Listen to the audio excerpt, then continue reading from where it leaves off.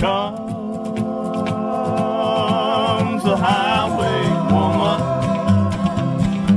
She comes with music for your soul, and then moves along. She moves along.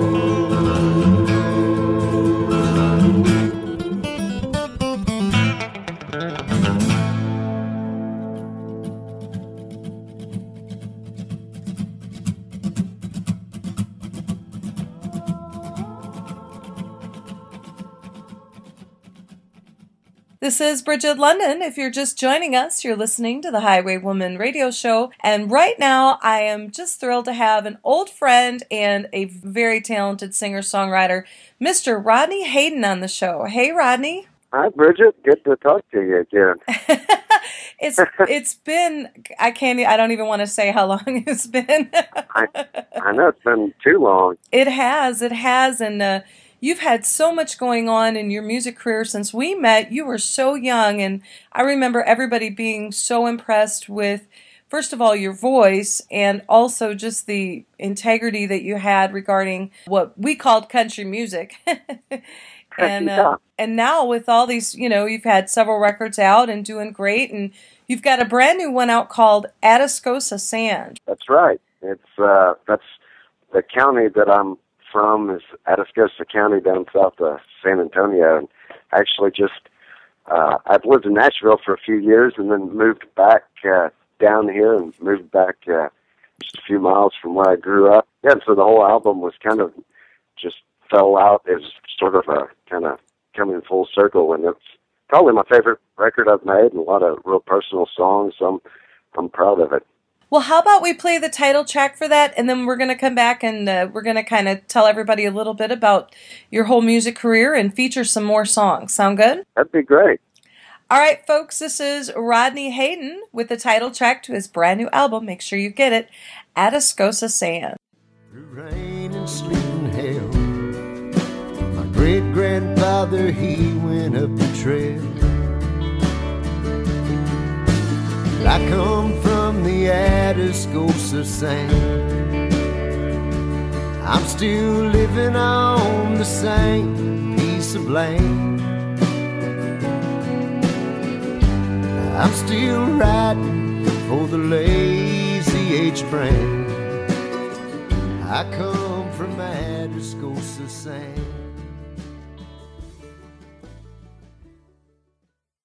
That was Atascosa San, the title track from the new Rodney Hayden album. And we're talking with Rodney right now. And we're going to kind of get our listeners a little bit more familiar with your background, Rodney. Why don't you tell everybody how you kind of came to be in music? I started out when I was about 14 years old, just playing like some of the smaller Opries and stuff around Texas that you can just basically have a house band and you get up and do a few songs. And so by the time I was 16 or 17, I had a band put together and was playing dance halls and honky tonks and stuff. And I recorded a kind of a demo. I was trying to make a record, but it turned out to be, it was never released, but it got in the hands of Robert Earl Keen. He really liked it, and I got a call from him. I was 18 years old, and he called my house and set up a meeting and started managing me and letting me go on the road, opening shows for him and writing some songs with me. And so we did that for a couple of years, and then ended up somehow that same record went across the desk at Tony Brown at MCA Records, and he flew down to the Broken Spoke there in Austin one night and saw us play. And the next thing I knew, I was cutting my first album. Tony Brown produced it with Robert. We released that, and now this new album is my 8th record. So since then, I've just been touring and releasing albums independently and just kind of trying to, build a career. No, that's such a great story about Robert Earl Keen and that whole deal. And it just reminds me, like I said, when I met you, and I mean, it was a long time ago, and I just remember how impressed everybody was that you were so developed as a sound at such a young age. Usually artists take a while to develop and have their sound and have that voice develop. And, you know, I can picture you playing those Opry shows when you were so young. You had the voice, and you did something the other day that I came across that I would love to feature on the show if you're okay with it. Your live cut, and I want to talk a little bit about what inspired you to do this, but you did a cut of Who's Gonna Fill Their Shoes? Yeah, and it's surprising. I just recorded it. Every now and then I'll record like a song or a video just from home and you know, share it through Facebook or, you know, YouTube. And I've recorded. I was actually driving around one day and was listening. I hadn't listened to mainstream country radio in a while, and I was listening to it. For some reason, just felt inspired to record Who's Gonna Fill Their Shoes. It's like, came home and recorded it, and yeah, it's funny because enough people started emailing me about it that I went ahead and released it on iTunes, and so now it's a actual release, which is funny because it's just a acoustic home recording, but yeah, it turned out really good. I love the song and the whole message behind it. I think now more than ever really kind of hits home. Well, I think we should play it for our listeners. I just loved it. I think it's a really great version and a good reminder as well. So how about we play that for folks? And it is available on iTunes already. Don't you love modern technology, folks? Yeah. Lord, I wonder who's gonna fill their shoes. Who's gonna fill their shoes? Who's gonna stand that tall? Who's gonna play the Opry and the Wabash Cannonball? Who's gonna give their heart and soul to get to me and you, Lord? I wonder who's gonna fill their shoes.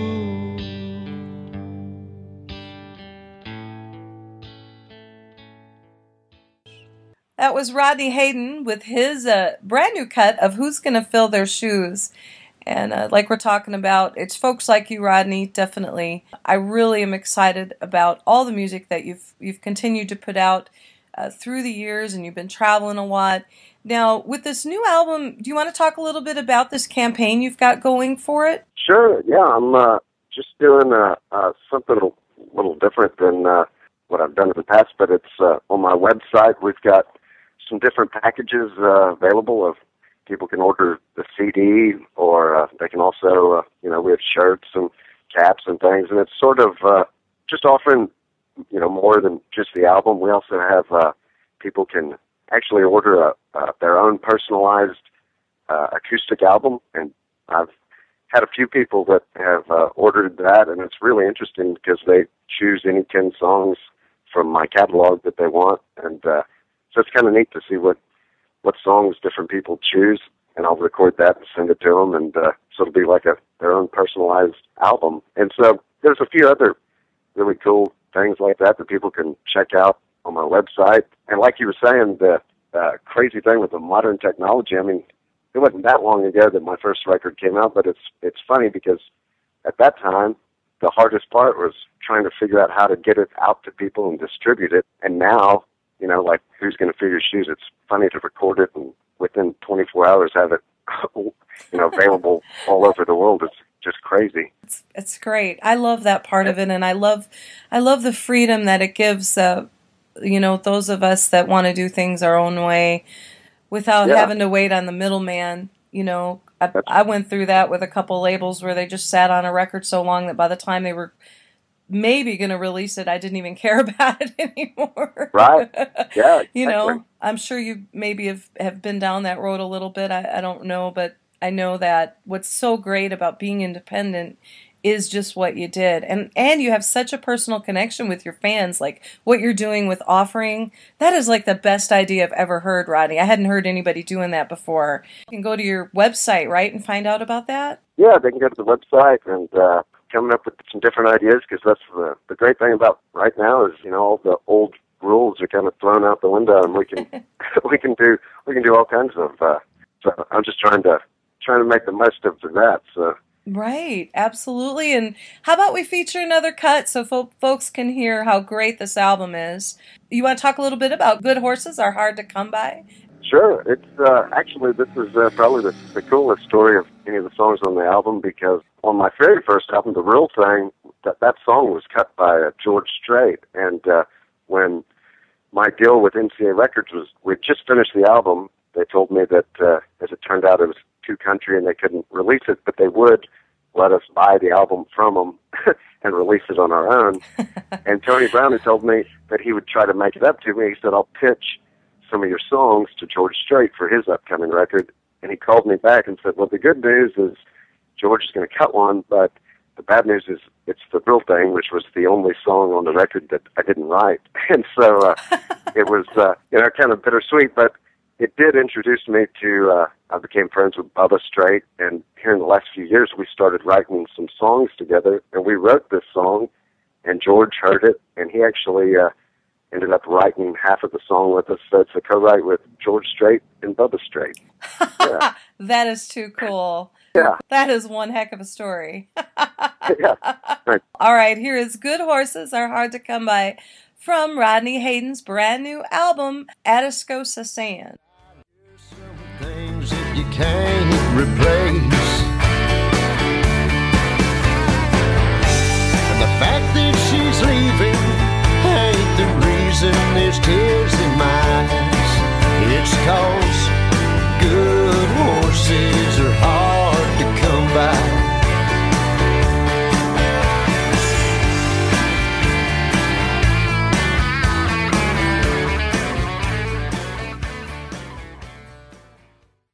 And that was Good Horses Are Hard to Come By, a cut from Rodney Hayden's brand new album, Atascosa Sand. And he was just mentioning he wrote that with Bubba Strait and George Strait. So what have you got coming up now, Rodney? Anything you want to share with the listeners? See, I'm planning on, I haven't really toured this much, or that much this past year, so, but now that this album's out, start playing a lot of shows again throughout the summer and fall. And I'm going to Europe in June. And then July and August will probably just be around Texas, and then we're going to do a little West Coast run, and we got all kinds of things. One of the really cool things is last year I became friends with Josh Beckett, who's actually is the executive producer of this album. He's a pitcher for he was a pitcher for the Boston Red Sox last year. Now he's with the LA Dodgers. So about 2 weeks ago, I got to go to Arizona and play a party for him and a bunch of baseball players. And this summer I've got a few baseball things,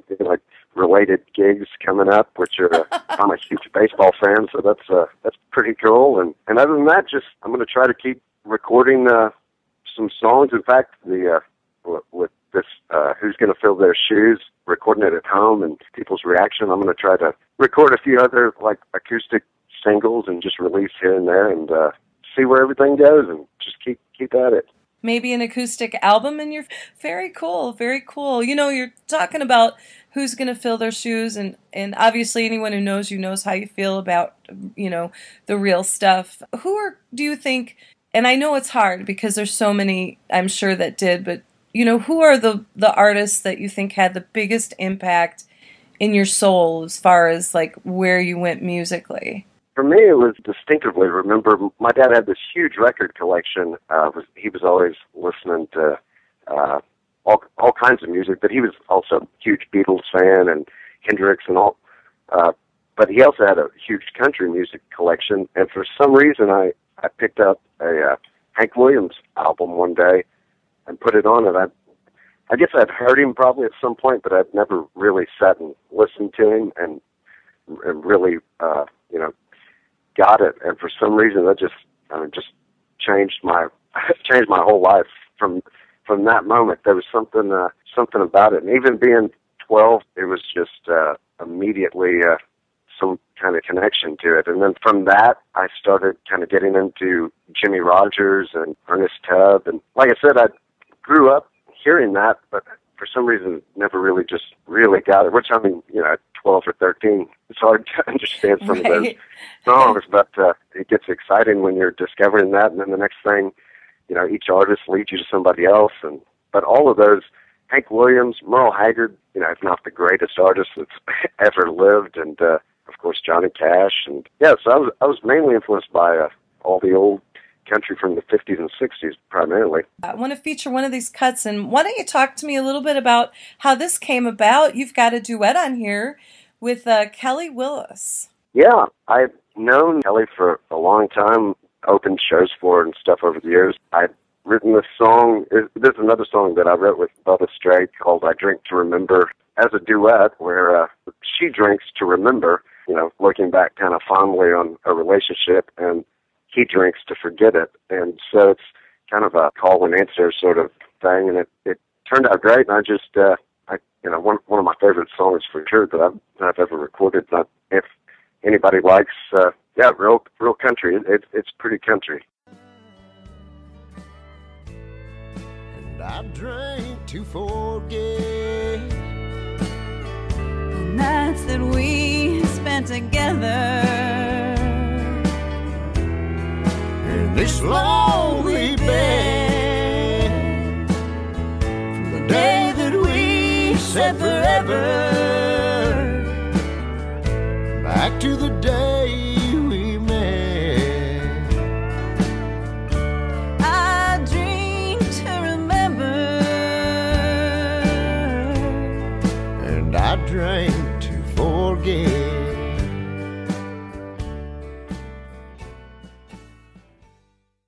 And that was I Drink to Remember, a duet with Kelly Willis by my special guest, Mr. Rodney Hayden. And it's been so great to catch up with you, Rodney, and I hope it's not too long before I get to see you in person. Yeah, we need to make a point to get together and play some songs here pretty quick. I would love Thanks, that. Thanks for having me, too. Yeah, absolutely, Rodney, and hopefully maybe you can come out to when I host a picker circle in Luckenbach, but some Thursday, if you're not busy, come out and pick a few with me. I'd love that. So for sure, I will do that. I'll have my word on it. I love Luckenbach, and I love your music, and so that'd be a good time. yeah, I would love that, and just so thrilled that you keep making great records, one right after the other. Really want to tell all the listeners to make sure they need to go to rodneyhayden.com, not only to pick up a copy of this record, but his previous records. You know, they're all great, and go see you out playing. Thank you so much for being on the show, honey. Hey, thank you, and great talking to you. Thanks so much for tuning in. This is Bridget London, and this has been the Highwaywoman Radio Show.